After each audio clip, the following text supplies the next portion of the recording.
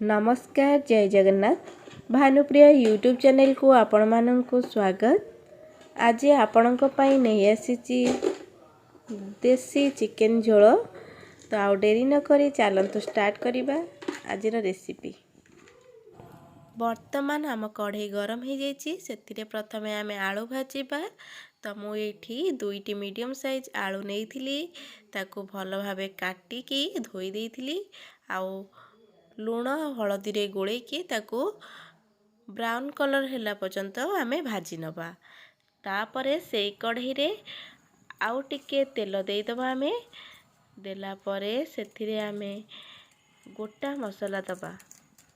गोटा मसला रे मु नेची दुईटा तेजपत्र, 4टी गुजराती आउ अल्प किछि दालचीन। तो से भल भावरे फुटी गला परे सेथिरे आमे कटा हेतिबा पियाज को देइदबा।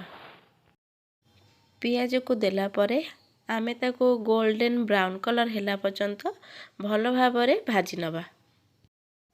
एबे पियाज आमर गोल्डन ब्राउन कलर हेई गलानी।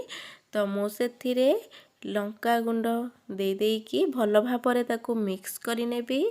जहा फଳରେ आमे लंका गुंड एई समय दबा द्वारा तरकारी रो कलर बहुत भल आसी थाए।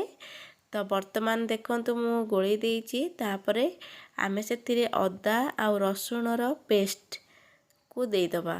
देकी आमे मसला टी को भल भावरे कसिबा। जा फଳରେ अदा आ रसुण रो मसला हमर टिके कसी हे गेला परे सेथिरे आमे हळदी गुंड, स्वाद अनुसार लूण आ धनिया पाउडर, चिकेन मसला आमे मिसेकी ताको आउ टिके भल भावरे कसिबा। तापरे आमे टमाटर आउ कंचा लंका को देकी आउ टिके समय पर्यंत टमाटर जेमिति आमर मसला सहित भल भावरे मिक्स हे जिवो सेई पर्यंत आमे कसी नबा। देखंतु वर्तमान आमर मसला एटी भल भावरे कसी हे गलानी। तो सेथिरे एबे आमे धोई रखिथिबा चिकेन को दबा। चिकेन को मु धोईकी लूण हळदी गोलेकी आउ टिके कंचा सोरिष तेल गोलेकी रखिथिली मैरिनेट करके। तो वर्तमान मु सेथिरे देईकी भल भावरे ताको गोळी नेबी। गोलेकी आमे भल भावरे ताको कसिबा जे पर्यंत आमर चिकेन टा न सिझिची से पर्यंत आमे भल भावरे कसिबा। सेथिरे वर्तमान मु आलू भी दे देइची कारण आलूटा मु भाजी देइथिली किंतु भल भावरे से सिझी नथिला। तो चिकेन सहित मु आलू को देकी भल भावरे कसिबी। आ कसिला परे ताको मु 20 मिनिट पर्यंत ताको घोड़े दबा। किंतु मझिरे मझिरे आमे ताको गोळेबा नहले तळु लागि जिवो।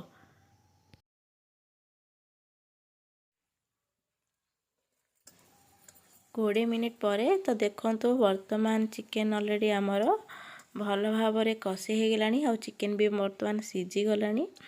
तो सेथिरे आपण जति परिमाण रे ग्रेवी रखिया पई चाहिबे सेई अनुसार आपण पानी दे देबे।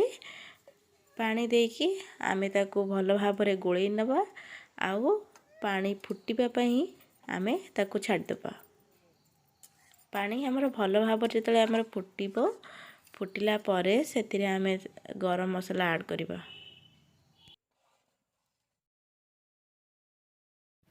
एठी वर्तमान देखंतु आमर तरकारी रे पानी ऑलरेडी फुटी आसिलानी। तो सेथिरे मु प्रस्तुत करिथिबा गरम मसला दे देबी। तापरे आमर प्रस्तुत हे जिवो देसी चिकेन झोल जोटा कि बहुत टेस्टी लही थाए। जदि आपनको आम वीडियो भल लागिबो तो लाइक करिवे, शेयर करिवे।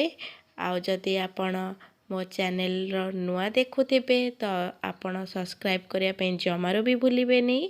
आउ एई भली आपण घरे प्रस्तुत करंतु। केमिति लागिला आपण कमेंट माध्यम रे लिखि जणांतु। रहुचु जय Jagannath. Thanks for watching my video.